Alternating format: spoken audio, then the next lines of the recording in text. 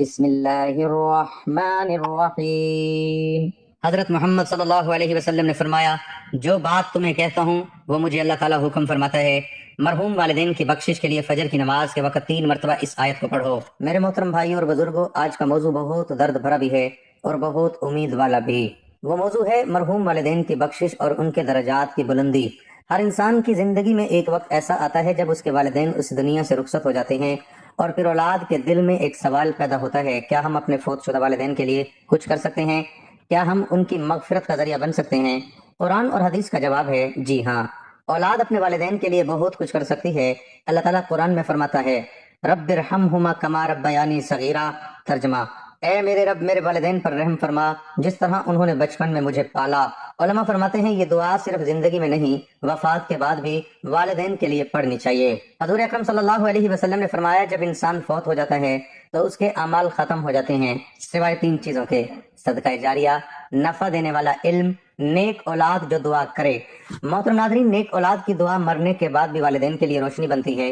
ایک صحابی حضور صلی اللہ علیہ وسلم کی خدمت میں حاضر ہوئے اور عرض کیا، یا رسول اللہ صلی اللہ علیہ وسلم، میرے والدین وفات پا چکے ہیں، کیا میں ان کے لیے کوئی نیکی کر سکتا ہوں؟ نبی کریم صلی اللہ علیہ وسلم نے فرمایا، ہاں، ان کے لیے دعا کرو، ان کے لیے استغفار کرو، ان کے دوستوں کا احترام کرو، ان کے رشتہ داروں سے تعلق قائم رکھو۔ محترم ناظرین، یہ سب اعمال والدین کی روح کو خوش کرتے ہیں۔ میرے بھائیو، فجر کا وقت بہت بابرکت وقت ہے۔ یہ وہ وقت ہے جب اللہ کی رحمت نازل ہوتی ہے۔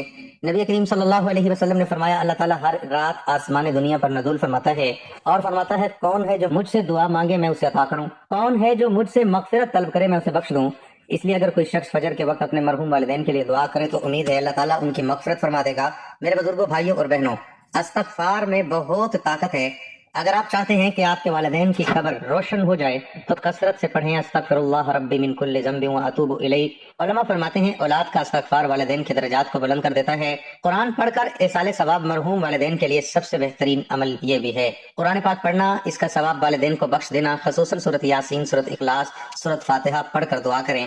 ایک صحابی نے عرض کیا، یا رسول اللہ صلی اللہ علیہ وسلم، میری والدہ اچانک وفات پا گئی، اگر وہ بول سکتی تو صدقہ کرتی، کیا میں ان کی طرف سے صدقہ کر سکتا ہوں؟ نبی کریم صلی اللہ علیہ وسلم نے فرمایا، ہاں۔ اس لیے پانی کا کنواں، مسجد میں حصہ قرآن پاک دینا، غریبوں کو کھانا کھلانا، یہ سب والدین کے لیے صدقہ جاریہ بن سکتا ہے۔ حدیث میں آتا ہے، قیامت کے دن ایک شخص جنت میں اپنے درجے کو بلند رکھے گا تو پوچھے گا، یا اللہ، یہ درجہ مجھے کیسے ملا؟ اللہ فرمائے گا، یہ تمہاری اولاد کی دعا کی وجہ سے ہے۔ دیکھا آپ نے، اولاد کی دعا والدین کو جنت میں بلند مقام دے سکتی ہے۔ میرے بھائیو، آج اگر آپ کے والدین زندہ ہیں تو ان کی خدمت کریں، اور اگر وہ وفات پا چکے ہیں تو ان کے لیے دعا کریں۔ یاد رکھیں، ماں باپ دنیا کی وہ ہستی ہیں جو اپنی اولاد کے لیے ساری زندگی قربان کر دیتے ہیں، اور افسوس، بعض لوگ والدین کے مرنے کے بعد ان کو یاد ہی نہیں کرتے۔ آئیے آج عہد کریں، ہم روزانہ اپنے والدین کے لیے دعا کریں گے، صدقہ کریں گے، قرآن پڑھ کر ایصال ثواب کریں گے۔ شاید ہماری ایک دعا ان کی قبر کو جنت کا باغ بنا دے۔ میرے محترم بزرگوں، دوستوں اور عزیزوں، آج کا موضوع ایسا ہے جسے سن کر دل بھی نرم ہوتا ہے اور آنکھیں بھی نم ہو جاتی ہیں۔ وہ موضوع ہے والدین کے حقوق اور آخرت میں ان کا مقام۔ یہ وہ ہستیاں ہیں جن کی وجہ سے ہم اس دنیا میں آئے۔ یہ وہ ہستیاں ہیں جو اپنی نیند قربان کر کے ہمیں سلاتی ہیں۔ یہ وہ ہستیاں ہیں جو خود بھوکے رہ کر ہمیں کھلاتی ہیں۔ لیکن افسوس، آج کے دور میں بہت سے لوگ والدین کی قدر اس کے مرنے کے بعد کرتے ہیں۔ قرآن میں والدین کا مقام اللہ تعالیٰ قرآن میں فرماتے ہیں، وَقَضَىٰ رَبُّكَ أَلَّا تَعْبُدُوا إِلَّا إِيَّاهُ وَبِالْوَالِدَيْنِ إِحْسَانًا۔ ترجمہ، تمہارے رب نے فیصلہ کر دیا ہے کہ اس کے سوا کسی کی عبادت نہ کرو اور والدین کے ساتھ اس نے سلوک کرو۔ محترم ناظرین، اللہ نے اپنی عبادت کے فوراً بعد والدین کے ساتھ اچھا سلوک کرنے کا حکم دیا۔ یہ والدین کی عظمت کی سب سے بڑی دلیل ہے۔ ایک شخص نبی کریم صلی اللہ علیہ وسلم کی خدمت میں آیا اور عرض کیا، یا رسول اللہ صلی اللہ علیہ وسلم، میرے حسن سلوک کا سب سے زیادہ حقدار کون ہے؟ نبی کریم صلی اللہ علیہ وسلم نے فرمایا، تمہاری ماں۔ اس نے پھر پوچھا، اس کے بعد کون؟ فرمایا، تمہاری ماں۔ پھر پوچھا، اس کے بعد کون؟ فرمایا، تمہاری ماں۔ پھر فرمایا، تمہارا باپ۔ محترم ناظرین، ماں کا مقام 3 مرتبہ بیان کیا گیا، کیونکہ ماں 9 مہینے پیٹ میں رکھتی ہے، درد سے جنم دیتی ہے، راتوں کو جاگ کر پالتی ہے۔ والد کے بارے میں نبی کریم صلی اللہ علیہ وسلم نے فرمایا، باپ جنت کے دروازوں میں سے بہترین دروازہ ہے، اگر چاہو تو اس دروازے کو ضائع کر دو اور اگر چاہو تو اسے محفوظ رکھو۔ یعنی اگر والد کو خوش رکھا تو جنت کا دروازہ کھل گیا۔ محترم ناظرین، ایک نوجوان تھا، وہ اپنی بیوی کی باتوں میں آ کر اپنی بوڑھی ماں سے بدسلوکی کرتا تھا۔ ایک دن اس کی ماں نے کہا، بیٹا، تم میرے ساتھ ایسا سلوک کر رہے ہو، کل تمہارے بچے تمہارے ساتھ یہی کریں گے۔ وقت گزرا اور واقعی ایسا ہوا، اس کے بچے بھی اس کے ساتھ وہی سلوک کرنے لگے۔ میرے بھائیو، یہ دنیا کا مکافات عمل کی جگہ ہے۔ جو والدین کے ساتھ کرو گے تو وہی تمہارے ساتھ ہوگا۔ نبی کریم صلی اللہ علیہ وسلم نے فرمایا، جب انسان کو قبر میں رکھا جاتا ہے تو 2 فرشتے آتے ہیں، وہ پوچھتے ہیں تمہارا رب کون ہے، تمہارا دین کیا ہے، تمہارے نبی کون ہیں۔ اگر انسان نیک ہو تو قبر جنت کا باغ بن جاتی ہے، اور اگر گناہ گار ہو تو قبر عذاب کی جگہ بن جاتی ہے۔ میرے بھائیو، اگر آپ کے والدین فوت ہو چکے ہیں تو مایوس نہ ہوں، آپ کی دعا ان کی قبر کو روشن کر سکتی ہے۔ حدیث میں آتا ہے ایک آدمی کا درجہ جنت میں بلند کیا جاتا ہے تو وہ پوچھتا ہے یا اللہ یہ کیسے؟ اللہ فرماتا ہے یہ تمہاری اولاد کی دعاؤں کی وجہ سے ہے۔ ایک حیران کن واقعہ سماعت فرمائیے۔ ایک بزرگ فرماتے ہیں میں نے خواب میں ایک آدمی کو دیکھا جو بہت خوش تھا۔ میں نے پوچھا آپ کو یہ مقام کیسے ملا؟ اس نے کہا میری اولاد ہر جمعہ میرے لیے دعا کرتی ہے، اللہ نے ان کی دعا کی وجہ سے مجھے جنت میں بلند مقام عطا فرمایا۔ آج بہت سے لوگ ماں باپ کو اولڈ ہوم چھوڑاتے ہیں، ان سے بات نہیں کرتے، ان کی عزت نہیں کرتے۔ یاد رکھو نبی کریم صلی اللہ علیہ وسلم نے فرمایا جو شخص تباہ ہو گیا جس نے اپنے والدین کو بڑھاپے میں پایا اور پھر بھی جنت حاصل نہ کر سکا۔ میرے بھائیوں، جب ماں باپ مر جاتے ہیں تو انسان کہتا ہے کاش میں ان کی خدمت کر لیتا، کاش میں ان کے ساتھ اچھا سلوک کر لیتا، لیکن اس وقت بہت دیر ہو چکی ہوتی ہے۔ میرے عزیزو، اگر آپ کے والدین زندہ ہیں تو ان کے قدموں میں بیٹھ جاؤ، ان کے ہاتھ چوم لو، ان کے لیے پانی لے آؤ، ان کے لیے دعا کرو، اور اگر وہ اس دنیا سے جا چکے ہیں تو آج ہی ان کے لیے قرآن پڑھو، صدقہ کرو اور دل سے دعا کرو، شاید آپ کی ایک دعا ان کی قبر کو جنت کا باغ بنا دے۔ میرے محترم بھائی اور بزرگوں، اب ہم قبر کے عذاب کے بارے میں بات کریں گے۔ آج کا موضوع ایسا ہے جسے سن کر انسان کا دل کانپ جاتا ہے۔ وہ موضوع ہے قبر کی پہلی رات اور آخرت کی حقیقت۔ ہم سب اس دنیا میں آئے ہیں لیکن ایک حقیقت ایسی ہے جس سے کوئی نہیں بچ سکتا، وہ حقیقت ہے موت۔ اللہ تعالیٰ قرآن میں فرماتے ہیں کل نفس ذائقۃ الموت، ہر جان نے موت کا ذائقہ چکھنا ہے۔ بادشاہ بھی مرے گا، فقیر بھی مرے گا، امیر بھی مرے گا، غریب بھی مرے گا، کوئی اس دنیا میں ہمیشہ نہیں رہے گا۔ میرے بھائیو، جب انسان کو قبر میں رکھا جاتا ہے تو اس کی زندگی کا سب سے مشکل وقت شروع ہوتا ہے۔ نبی کریم صلی اللہ علیہ وسلم نے فرمایا جب میت کو قبر میں رکھا جاتا ہے اور لوگ واپس چلے جاتے ہیں تو وہ ان کے قدموں کی آواز تک سنتا ہے۔ پھر دو فرشتے آتے ہیں جنہیں منکر نکیر کہا جاتا ہے۔ وہ تین سوال کرتے ہیں تمہارا رب کون ہے، تمہارا دین کیا ہے اور تمہارا نبی کون ہے۔ اگر انسان نیک ہو تو وہ جواب دیتا ہے میرا رب اللہ ہے، میرا دین اسلام ہے اور میرے نبی محمد صلی اللہ علیہ وسلم ہے۔ پھر آسمان سے آواز آتی ہے میرے بندے نے ایک سچ کہا۔ پھر اس کی قبر کو جنت کا باغ بنا دیا جاتا ہے اور جنت کی کھڑکی کھول دی جاتی ہے۔ لیکن اگر انسان گناہوں میں زندگی گزارے تو وہ جواب نہیں دے پاتا۔ پھر آسمان سے آواز آتی ہے اس نے جھوٹ کہا۔ پھر اس کی قبر کو جہنم کا گڑھا بنا دیا جاتا ہے۔ ایک بزرگ فرماتے ہیں میں ایک قبرستان کے پاس سے گزر رہا تھا، مجھے ایسا محسوس ہوا جیسے ایک قبر سے آواز آ رہی ہو۔ وہ آواز کہہ رہی تھی اے لوگو، دنیا کی زندگی میں اللہ کو یاد کرو کیونکہ قبر کی زندگی بہت سخت ہے۔ میرے بھائیو، جنت ایسی جگہ ہے جہاں نہ کوئی غم ہوگا، نہ بیماری، نہ موت۔ نبی کریم صلی اللہ علیہ وسلم نے فرمایا جنت میں ایسی نعمتیں ہیں جو نہ کسی آنکھ نے دیکھی، نہ کسی کان نے سنی اور نہ کسی دل میں خیال آیا۔ جنت میں دودھ کی نہریں ہوں گی، شہد کی نہریں ہوں گی، سونے کے محل ہوں گے، خوبصورت باغ ہوں گے۔ لیکن دوسری طرف جہنم ہے، جہنم کی آگ اتنی سخت ہے کہ دنیا کی آگ اس کا صرف 17واں حصہ ہے۔ جہنم میں آگ کے کپڑے ہوں گے، کھولتا ہوا پانی ہوگا، سخت عذاب ہوگا، اللہ ہمیں اس سے محفوظ رکھے۔ ایک بزرگ فرماتے ہیں میں نے خواب میں ایک آدمی کو دیکھا، وہ آگ میں جل رہا تھا۔ میں نے پوچھا تمہیں یہ عذاب کیوں ہو رہا ہے؟ اس نے کہا میں نماز میں سستی کرتا تھا اور لوگوں کے حقوق کھا جاتا تھا۔ میرے بھائیو، اگر ہم چاہتے ہیں کہ ہماری قبر روشن ہو جائے تو ہمیں یہ کام کرنے ہوں گے: نماز کی پابندی، قرآن کی تلاوت، صدقہ کرنا، والدین کی خدمت، گناہوں سے توبہ۔ میرے عزیزو، ایک دن ایسا آئے گا جب ہمیں بھی قبر میں اکیلا چھوڑ دیا جائے گا، نہ مال ساتھ جائے گا نہ اولاد، صرف اعمال ساتھ جائیں گے۔ آج بھی وقت ہے اللہ سے توبہ کر لیں، نماز کی پابندی کر لیں اور نیک اعمال اختیار کریں۔ اللہ تعالیٰ ہمیں قبر کے عذاب سے بچائے اور جنت الفردوس عطا فرمائے، آمین۔ محترم ناظرین، اب چلتے ہیں وظیفے کی جانب اور آپ کو وہ آیت بتاتے ہیں جس کے پڑھنے سے ماں باپ کی بخشش ہو جاتی ہے۔ سب سے پہلے درود پاک پڑھ لینا ہے، اور درود پاک آپ کوئی سا بھی پڑھ سکتے ہیں، لیکن کوشش کیجیے گا کہ درود ابراہیمی یعنی نماز والا درود پڑھیں جو کہ ہم نماز کے درمیان پڑھتے ہیں، کیونکہ یہ سب سے افضل ترین درود پاک ہے۔ حضرت امام حسن رضی اللہ تعالیٰ عنہ فرماتے ہیں کہ جب بھی آقا دو جہاں صلی اللہ علیہ وسلم پر درود پڑھو تو خوش دلی کے ساتھ، خشوع و خضوع کے ساتھ پڑھو، اس لیے کہ نبی کریم صلی اللہ علیہ وسلم خود درود سنتے ہیں۔ اس لیے جب بھی درود پاک پڑھا جائے تو اسے پرسکون حالت میں پڑھا جائے، خوش دلی کے ساتھ اور محبت کے ساتھ پڑھنا چاہیے۔ ایک بار ثواب کی نیت سے میرے ساتھ بھی درود پاک پڑھ لیں۔ اللہم صلی علی محمد وعلی آل محمد کما صلیت علی ابراہیم وعلی آل ابراہیم انک حمید مجید۔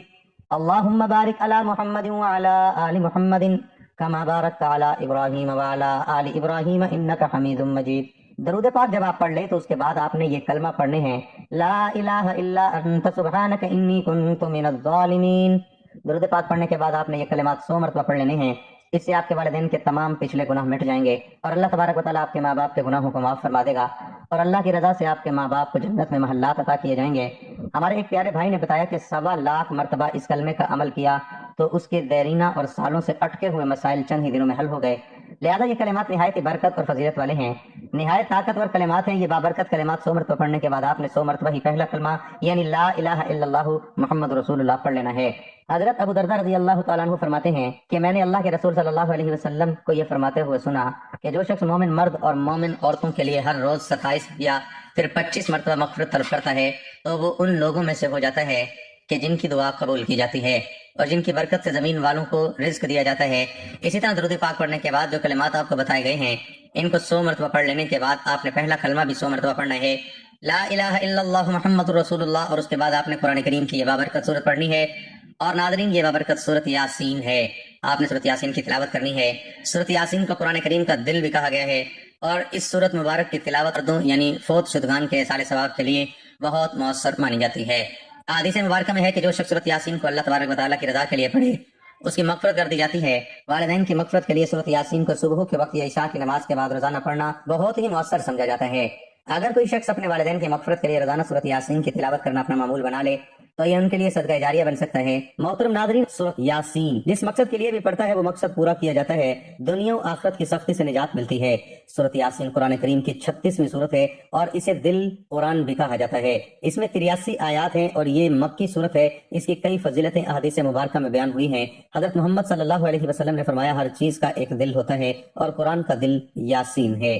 اس سے معلوم ہوتا ہے اس سورت کو خاص روحانی مقام حاصل ہے۔ حدیث میں آتا ہے جو شخص رات کو سورت یاسین اس نیت سے پڑھے کہ اللہ کی رضا حاصل ہو اس کی مغفرت کر دی جاتی ہے۔ نبی کریم صلی اللہ علیہ وسلم نے فرمایا اپنے مرنے والوں پر یاسین پڑھا کرو، اسی وجہ سے اسے بیمار یا قریب الوفات شخص کے پاس پڑھنے کا اہتمام کیا جاتا ہے۔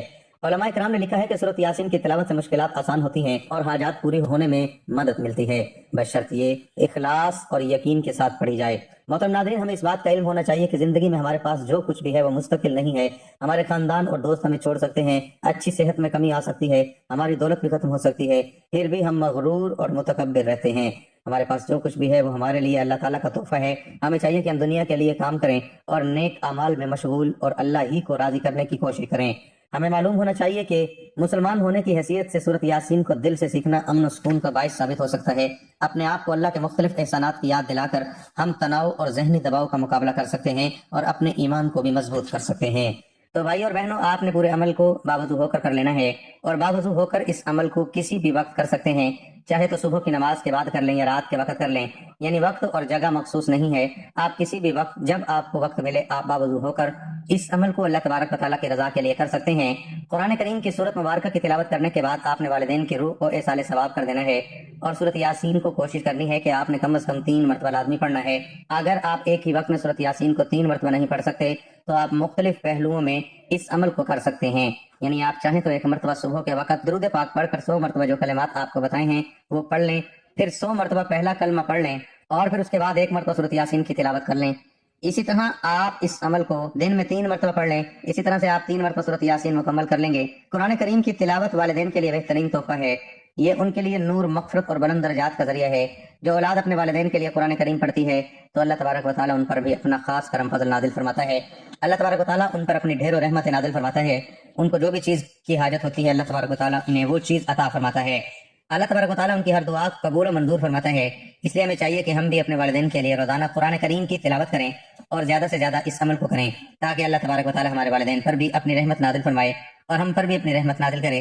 اس عمل کی برکت سے اللہ تبارک و تعالیٰ آپ کی روزی میں بھی بہت زیادہ برکت ڈالے گا اور آپ کی جو بھی پریشانیاں اور مصیبتیں ہیں، جو بھی دکھ درد ہیں، اللہ تبارک و تعالیٰ ان سے آپ کو نجات عطا فرمائے گا اور آپ پر اور آپ کے والدین پر اپنا خاص فضل و کرم نازل فرمائے گا۔ اے اللہ ہماری پریشانیوں کو دور کر دے، اے اللہ جو بیمار ہیں انہیں شفائے کاملہ عطا فرما، اے اللہ جو بے اولاد ہیں انہیں اپنے خزانوں میں سے نیک اور صالح اولاد عطا فرما، اے اللہ جن کے جو کام رکے ہوئے ہیں وہ پورے کر دے، اے اللہ بچھڑے ہوئوں کو ملا دے، اے اللہ شادی شدہ جوڑوں میں محبت اور خلوص پیدا کر دے اور ان کی زندگیوں میں برکت ڈال دے، اے اللہ تمام لڑکے اور لڑکیوں کے نصیب اچھے کر دے، اے اللہ جو قرض کے بوجھ تلے دبے ہوئے ہیں ان کا قرض جلد سے جلد ادا کروا دے، اے اللہ رب العزت شیطان سے ہماری حفاظت فرما، اے اللہ حلال رزق کمانے کی توفیق عطا فرما۔ اللہ تبارک و تعالیٰ سے دعا ہے کہ نیکی کی بات ہم سب کو سننے سمجھنے اور اس پر عمل کرنے کی طاقت اور توفیق مرحمت فرمائے۔ میرا سنانا اور آپ کا سننا اپنی پاک بارگاہ الہی میں قبول و منظور فرمائے، آمین یا رب العالمین۔